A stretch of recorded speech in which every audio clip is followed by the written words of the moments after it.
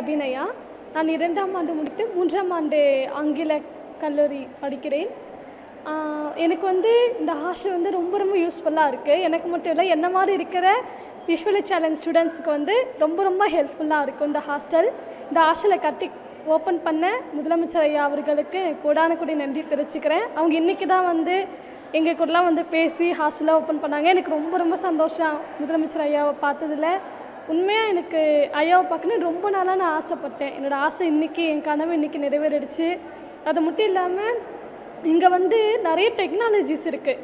ஒரு வாஷ்ரூம் ஆகட்டும், எல்லாத்தையுமே டெக்னாலஜியோடு எங்களுக்கு கட்டி கொடுத்துருக்காங்க. அங்கே ஒரு எமர்ஜென்சி பட்டன் இருக்குது. இந்த பட்டன் நாங்கள் அழுத்தணும் அப்படின்னா எங்களுக்கு தேவையானதை வெளியிருந்து ஆட்கள் கொண்டு தருவாங்க. இது ஒரு அலாரம் மாதிரி, ஓகேங்களா? இந்த அலாரம் எங்களுக்காக செட் பண்ணி கொடுத்துருக்காங்க. அது மட்டும் இல்லாமல் கபோர்ட்லேருந்து இந்த மாதிரி கட்டில்ஸ் எல்லாமே எங்களுக்காக ப்ரொவைட் பண்ணியிருக்காங்க. இதெல்லாம் எங்களுக்காக ப்ரொவைட் பண்ண எங்களோட முதலமைச்சர் ஐயா அவர்களுக்கும் தமிழக அரசுக்கும் என் மனமார்ந்த நன்றியை தெரிவித்துக் கொள்கிறேன். அதாவது இப்போ நான் தங்கின ஹாஸ்டல்ஸில் இந்த மாதிரி டெக்னாலஜிஸ் எல்லாம் இருந்ததில்லை. ஒன்றுத்துக்கும் சும்மா கீழே இறங்கி மேலே ஏறி இப்போ எதனா உடம்பு சரியில்லைன்னு வச்சுக்கோங்களேன், அப்போ கூட கீழே போய் தான் சொல்லணும். அப்போ தான் அவங்களாம் இது பண்ணுவாங்க.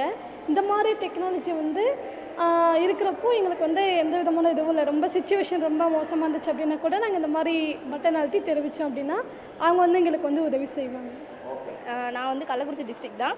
ஃபர்ஸ்ட்ல இங்கே வந்தப்போ ஹாஸ்டல் ரொம்ப பழசாகவும் இருந்துச்சு. அப்புறமா எங்களுக்கு சீட்டு இங்கே கிடைக்கவே இல்லை. ரொம்ப பசங்க ஸ்ட்ரென்த் அதிகமாக இருந்ததால் ஹாஸ்டல் ரொம்ப சின்னதாக இருந்துச்சு. அதனால் வெளில பார்த்து தங்குற மாதிரி தான் இருந்துச்சு. வெளில ரொம்ப காசு அதிகமாக இருந்துச்சு. அப்புறமா இங்கே ஓகே, இப்போ ரொம்ப எக்ஸ்ட்ராவும் இருக்குது. நான் பிஜியும் இங்கே தான் பண்ண போகிறேன். இந்த ஹாஸ்டலில் சேரலாம் ஒரு ஐடியாவும் இருக்குது. அதிகமாக பசங்க வெளில போய் சேர வேணாம், இங்கே சேஃப்டியாகவும் ரொம்ப சூப்பராக இருக்குது. வெளில சேரப்போ பஸ்ஸு கிடைக்காது, காலேஜுக்கு டைம் ஆகும். அப்புறம் சாப்பாடு எப்படி இருக்குன்னு தெரியாது. இப்போது காலேஜ்னால் இங்கே கேன்டீன் இருக்குது. இங்கே எந்த ஃபுட்டு இப்போ நல்லா இல்லாட்டாலும் கம்ப்ளைண்ட் பண்ண முடியும். வெளியே ஹாஸ்டலில் அது மாதிரி பண்ண முடியாது. அதனால் ஹெல்த் கண்டிஷன் இங்கே கொஞ்சம் நல்லாயிருக்கும். நான் படிக்கிறேன். இங்கே இதுக்கு முன்னாடி ஹாஸ்டல் ஃபெசிலிட்டிஸ் ரொம்ப கம்மியாக இருந்தது. எங்கள் மழை பெஞ்சா லைட்டாக ஊற்றுற மாதிரி இருக்கும், அந்த மாதிரிலாம் இருந்தது. அதுக்காக நாங்கள் வெளி ஹாஸ்டல்லாம் போய் தங்கியிருந்தோம். எங்களுக்கு வெளியில் காஸ்ட்லாம் ரொம்ப அதிகமாக இருந்தது. இப்போ இது ரொம்ப ஃபெசிலிட்டிஸ்னால கட்டி கொடுத்ததுனால எங்களுக்கு ரொம்ப ஈஸியாக இருக்குது. ஹேண்டிகேப் ஸ்டூடெண்ட்ஸ்க்காகவும் கட்டி கொடுத்ததுனால எங்களுக்கு ரொம்ப ஃபெசிலிட்டிஸ், அவங்க எல்லாருமே உள்ளவும் இருந்து காலேஜ்குள்ளே போயிட்டு சேஃபாக போயிட்டு வர மாதிரி இருக்குது. பேரண்ட்ஸ் எந்த பயம் இல்லாமல் இருக்கலாம். இங்கே வெளியிலேருந்து தங்குறவங்களுக்கு ரொம்ப சேஃப்டியாக இருக்கும். என் பேர் பவித்ரா. நான் ஆந்திரா சைடு நகரி அந்த சைடு திருத்தணி சைட்லேருந்து வரேன்.